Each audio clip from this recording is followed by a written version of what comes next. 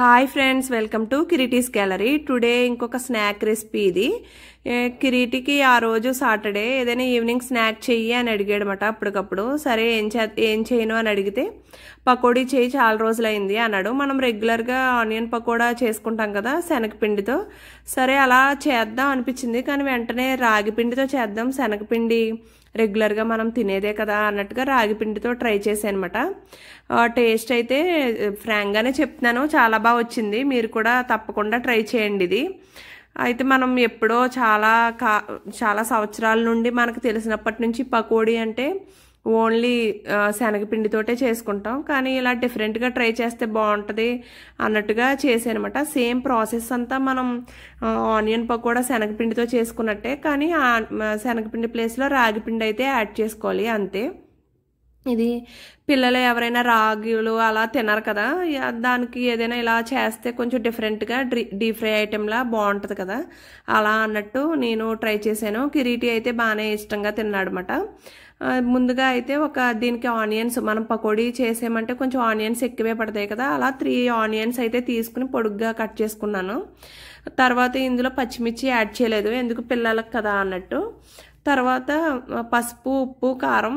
ఏంటంటే కారం అనేది మేము ఇంట్లో మసాలా కారమే, అంత ఘాటు ఉండదు, అందుకు కొంచెం యాడ్ చేశాను, ఒక 1/2 టీ స్పూన్ పైనే.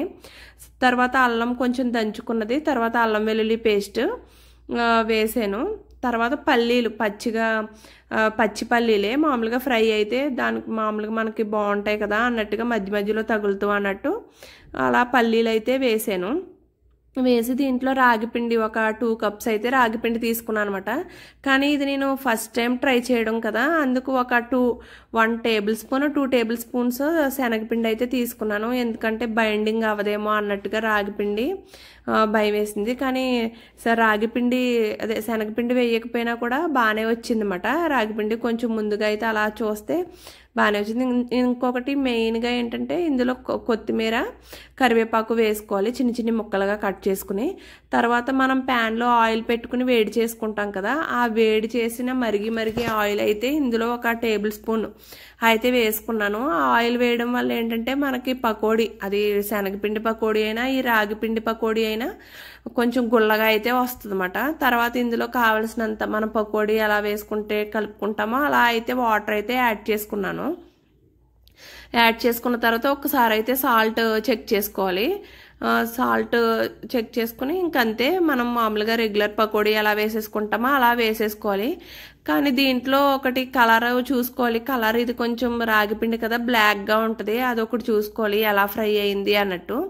మనకి క్రిస్పీగా ఆనియన్ ఫ్రై అయితే తెలిసిపోద్ది కదా, మ్యాక్సిమం అలా బాగా చేసే వాళ్ళకి వంటలకైతే అలా తెలిసిపోద్ది. ఒకవేళ తెలియని వాళ్ళు అనుకుంటే కొంచెం ఇంకా ఫ్రై అయిపోతుంది అన్న టైంలో సిమ్లో పెట్టుకుని మనం పల్లీలు వేసుకున్నాం కదా, ఆ పల్లీలని ఒక్కసారి తింటే అవి ఫ్రై అయినాయో లేవో తెలుస్తాయి కదా. లేదు అంటే మనకు ఆనియన్ బాగా కొంచెం ఫ్రై అయింది అనుకున్నప్పుడు తీసేసుకున్నా సరిపోద్ది. కలర్ ఒకటి ఇది బ్లాక్గా ఉంటుంది కదా, అలా అయినా సరే కిరీటికి పెడితే బాగానే ఇష్టంగా అయితే తీసుకున్నాడు. చూడండి, నాకు ఇది అంటే ఫస్ట్ వాయి మనం ఎప్పుడు వేసినా కొంచెం టైం అయితే తీసుకుంటుంది కదా, ఒక 15 మినిట్స్ మనం ఫ్లేమ్ని అయితే కొంచెం మీడియం, హై అలా అడ్జస్ట్ చేసుకుంటూ చేశాను. ఒక 15 మినిట్స్ అయితే టైం పట్టింది అనమాట. 10 to 15 మినిట్స్ అంటే అంతకు మించి అయితే టైం పట్టలేదు. సేమ్ మన పకోడీలానే. ఇది వెయిట్ లాస్లో ఉన్న కొంచెం లైట్గా తీసుకోవచ్చు, రాగి కదా, బాగానే ఉంది. చూడండి, ఇంకెలా ఫ్రై అయిందన్నమాట.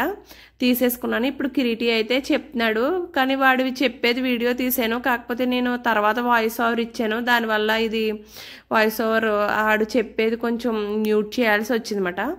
ఇది కూడా మీరు కూడా ట్రై చేసి ఎలా ఉందో నాకు కమెంట్ బాక్స్లో కమెంట్ చేయండి.